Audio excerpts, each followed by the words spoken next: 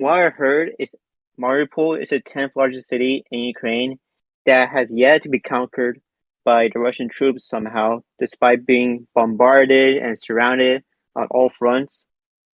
I mean, a few days ago, remember when it was stated by I guess, the Western media in the US that there has been a stalemate set by Ukrainians and Russians, where the Ukrainians actually making some ground around Kiev and like some parts of Ukraine that's been that's been like conquered by, well, controlled actually by the Russians.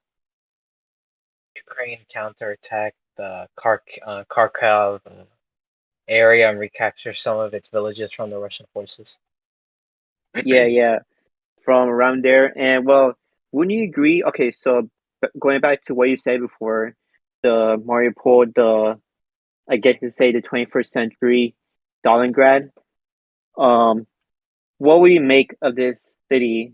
Well, what's left of it? What do you make of this city that kind of connects to like the past century in Stalingrad, the Well, events when of Stalingrad? in World War II, you know how like the Nazis like surrounded Stalingrad and like the Soviets had to hold out against all odds. That's what I compare to it. Yeah, yeah, exactly. When I remember didn't Stalingrad like lasted like the fight between the Nazis and the Russians? Well, the Soviets back then. It lasted around like 5 months, from what I remember. The No, battle. Stalingrad, dude. Stalingrad was like a multi-year. It wasn't really a battle. It was more like a siege. Oh yeah, correctly. Yeah, it was mostly a siege, and it's pretty much what's happening in Mariupol. Like, it's legit a Stalingrad esque fight, and according here, it's also home to the largest trading port in the Azov Sea, from which the country Ukraine exports grain, iron, and steel, and heavy machinery. So it's actually a Hmm. very important um city for the Ukrainians to get their resources out there and to to countries around Europe and even the Middle East because where it's located. Yeah, it's currently the Ukrainians are losing ground faster than they can gain, but they're trying to inflict their main goal in this war in this battle is to inflict Russia with so many casualties that they won't be able to continue this war. Yeah, That's their yeah, plan. exactly. Yeah, exactly. I mean, well, throughout this war, like as we all know, like past couple of days, well, a few days ago, maybe 3 days ago, it's already been a whole month since the Ukrainian Russian war, has it not? And well, with that, from that month, it's already in the second month of right now between the Russians and Ukrainians. Yes, Hmm. throughout the month, the Russians have been gaining ground, a lot of ground against Ukrainians, while the media been portraying that the Ukrainians doing well. And well, there is some aspect that I would say that they're actually doing well. I guess dragging this war to run down the Russians, the military from as we all know, they're leaving their tanks behind. Their men are low morale, while the Ukrainians are high morale, and even capturing some tanks around the countless cities. Yeah, I mean, Ukraine's biggest, I would say, edge in this is their anti-tank weapons. Because tanks in modern warfare is very messy. Because tanks in like big cities are sitting ducks for ambushes. Yeah, exactly. Especially with you know, the the sponsor Molotov cocktails that the government released to the public on how they make them, and you see like Yeah. these Ukrainians, even the citizens, are using Molotov cocktails to do some sort of damage to the Russian military, even though it could be somewhat insignificant. But in this case, a bullet or a bottle could go very far at the end.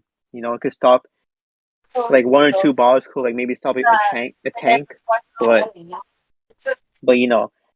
as long as Ukrainians see this through, they drag this war for quite a while.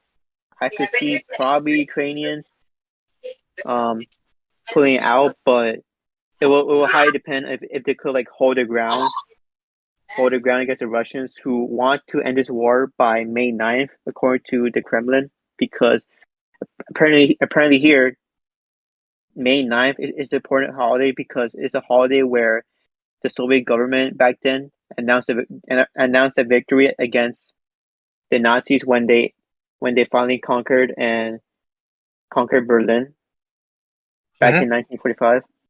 So yeah, so that's what I heard. I mean, I don't know if you heard about that they want this war to end by May 9th or at least before that. Yeah, because it's symbolic. Yeah, very symbolic. And right now we're about to be in April actually. Not even that, Yeah, now that I think about it. So, do you think this war could drag out to May 9th, or do you think it's going to end before May 9th? By um, what do you well, think? What's your prediction? based off Russia's current territorial gains, it might. I don't think it'll be as early as May 9th, at least June or even July. All right, and well, if you want, you could predict who might I guess win or who will seek who will seek a better outcome in this war. Who do you think? I think honestly, well, Russia's gonna lose either way because their people are rioting, their people are starving. Politically, the Russian government is being hated, so Russia loses Yeah, either way. But yeah, Russia militarily would probably be able to capture like half of Ukraine up to the river, probably by June or even July, unless they try to make it the war is so deadly for Ukraine that the people just don't want to fight anymore. yeah. I could see it happening there. I mean, I could see it prolonging until May 9th. I mean, when the way the Ukrainians are still pulling out in this war, I could see it happening. I can see the war still continuing after May 9th. I don't know how long, maybe like around July. I don't think it's gonna last throughout the summertime, like at the end of summer, but we had to see until then. And now going back, I mean, transitioning to another topic I want to talk about.